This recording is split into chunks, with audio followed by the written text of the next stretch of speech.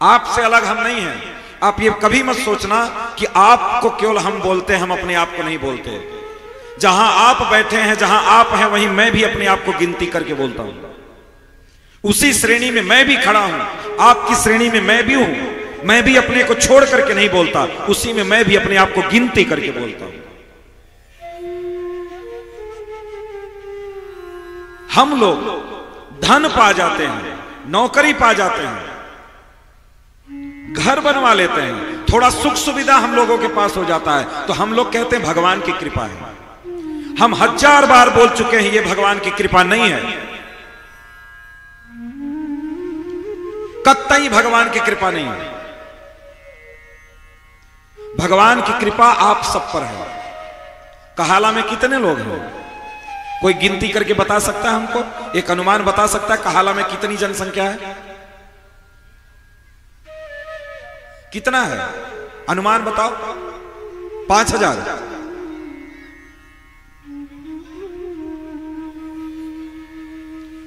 24,000?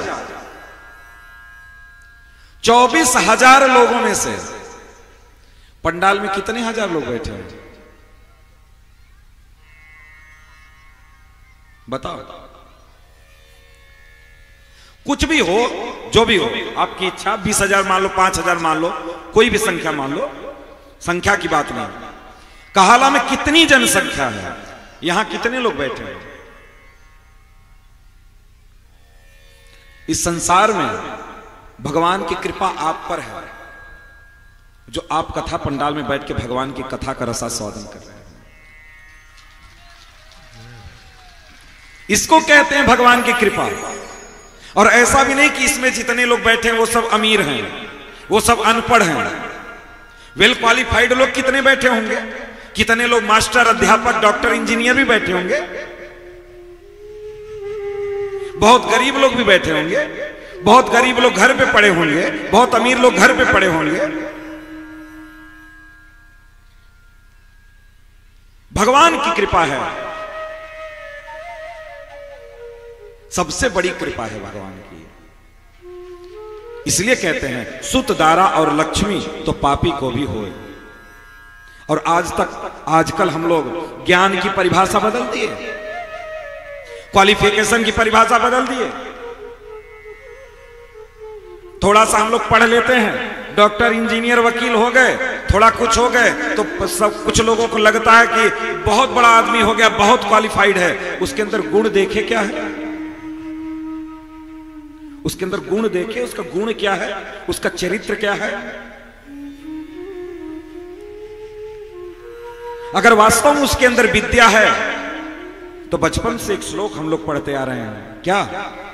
विद्या ददाति विनयम, विनया ददाति पात्रताम, पात्रताम धनमाप्नोति,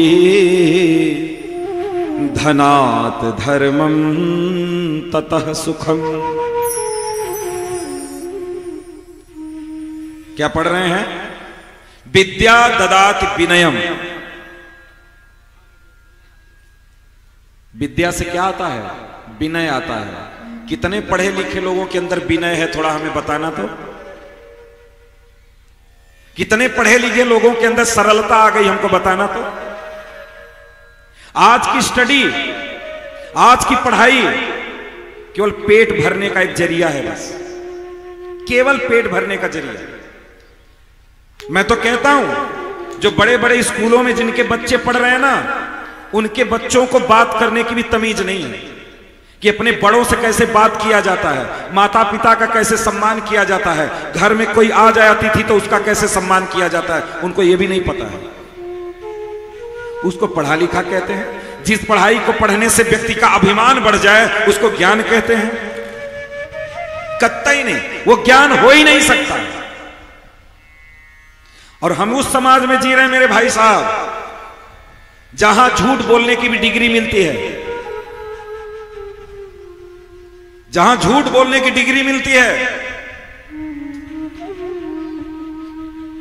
जो जितना बड़ा झूठा वो उतना बड़ा वकील है कि नहीं? जितना झूठ बोलने में जितना एक्सपर्ट, जितना 420, उतना बड़ा वकील, उतना ज्यादा उसका फीस। उसकी डिग्री मिलती है हमारे यहां, लॉ करिए उसकी डिग्री मिलती है।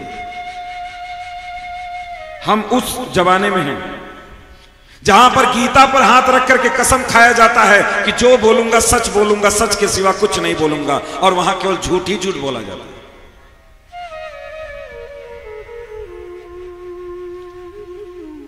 एक ऐसे अभी कुछ दिन पहले अभी एक वकील साहब के यहां कथा का आयोजन हुआ। कथा करने के लिए हम जब गए तो कथा सुनकर के वकील साहब को बहुत अच्छा लगा। वकील साहब से एक दिन बैठ करके से बातें हो रही थी। बोले महाराज जी, जितना आप बोल रहे हैं ना, इतना करेंगे तो हमारी दुकान बंद हो जाएगी, हमारा धंधा चौपट हो जाएगा। हम क्या आपका धंधा चौपट करवाने का हमारा उद्देश्य नहीं है, लेकिन जब भी आपके पास कोई केस आए तो सबसे पहले उस केस की स्टडी करिए और हमेशा आप सत्य के पक्ष में खड़े होकर के आप अपनी वकालत करिए। कभी असत्य की तरफ खड़े होकर के वकालत करने का प्रयास नहीं करिए। तब तो आपके पढ़ने का, आपके वकालत का अर्थ निकलेगा, और नहीं तो सब अनर्थ हो जाएगा। क्योंकि ध्यान देना, चाहे आप किसी राजगद्दी पे बैठे हो, व्यास गद्दी पे बैठे हो, किसी भी प्रधानमंत्री राष्ट्रपति की गद्दी पे बैठे हो, किसी डॉक्टर इंजीनियर की गद्दी पे बैठे हो, किसी अधिकारी के पोस्ट पे बैठे हो, अगर आपकी कलम से किसी एक भी निर्दोष व्यक्ति को सजा मिला, आपके जीवन भर का किया गया पुण्य आपका सब नष्ट हो जाए, सब नष्ट हो जाए। प्रत्येक पद की गरिमा होती है, प्रत्येक पद की गरिमा होती है। उस पद की गरिमा को हमको समझना पड़ेगा। बहुत लोग हमसे बोलते हैं, कमरे पे आकर के जहां हम रहते हैं, बोलते हैं महाराज ऐसा ऐसा नहीं बोला करिए। हम यहां बैठेंगे तो कैसे हम गलत बोले भाई? आप हमसे वहां मिलो, आपको हम हाथ जोड़ेंगे, आपका पैर दबाएंगे, आपको खिलाएंगे पिलाएंगे, सब आपका स्वागत करेंगे। यहां से मैं आपका स्वागत नहीं कर पाऊंगा। यहां से केवल मैं आपकी सेवा वाणी से कर सकता हूं, और यहां से कोई सेवा नहीं कर सकता। जिस जगह पे आप बैठ रहे हो उस जगह की मर्यादा क्या है, वो स्थान क्या कहता है, आपको क्या कहता है। इसलिए इस संसार में सुत, दारा और लक्ष्मी तो पापी को भी हो, बेटा बेटी पत्नी और पैसा पापियों के घर में अपराध भरा पड़ा है, अकूत का धन है। लेकिन संत समागम हरि कथा दुर्लभ तुलसी दो चीज इस संसार में दुर्लभ है। क्या? संतों का समागम, संत महात्माओं का आगमन, संतों के सानिध्य में बैठना, और हरि कथा, भगवान की कथा, ये इस संसार में सबसे दुर्लभ है। नारद जैसे ऋषियों को भी सुनना होता है तो ऐसे ही धराधाम में आकर के ऐसे ही बैठ करके कथा श्रवण करते हैं। न तो ये स्वर्ग में उपलब्ध है, न तो पाताल में, कहीं किसी लोक में नहीं। इस त्रिलोक में केवल एक ही, इसी मर्त लोक में ही यह केवल उपलब्ध है, और कहीं उपलब्ध नहीं है। इसलिए हम लोग इस भ्रम में कभी ना रहें कि हम वेल एजुकेटेड हैं, हम बहुत पढ़े लिखे हैं, हम बहुत डॉक्टर इंजीनियर हो गए, हम क्या हो गए। आकर के वृंदावन में देखना, डॉक्टर इंजीनियर झाड़ू मारते हैं, झाड़ू मारते हैं। न जाने कितने डॉक्टर इंजीनियर आए और एक बार ठाकुर जी कृपा किए, पकड़े, वो कभी ब्रज छोड़ करके कभी बाहर नहीं गए, बाहर ही नहीं गए कभी। आप लोग बहुत बार सुने होंगे, एक हमारे ब्रज में पागल बाबा हैं, जज थे जज, वृंदावन गए, क्या ठाकुर जी ने कृपा की कि पागल बाबा बन गए, बाबा बन गए बाबा। और क्या उनकी वृत्ति कैसी थी कि वो सोहनी सेवा करते थे, कुंजों में गलियों में केवल साफ सफाई करते थे। इतना प्रेम उमड़ा, इतना प्रेम उमड़ा। इसीलिए कहते हैं भगवान एजुकेशन नहीं देखते, धन संपत्ति नहीं देखते, भगवान केवल आपके हृदय को देखते हैं, हृदय को।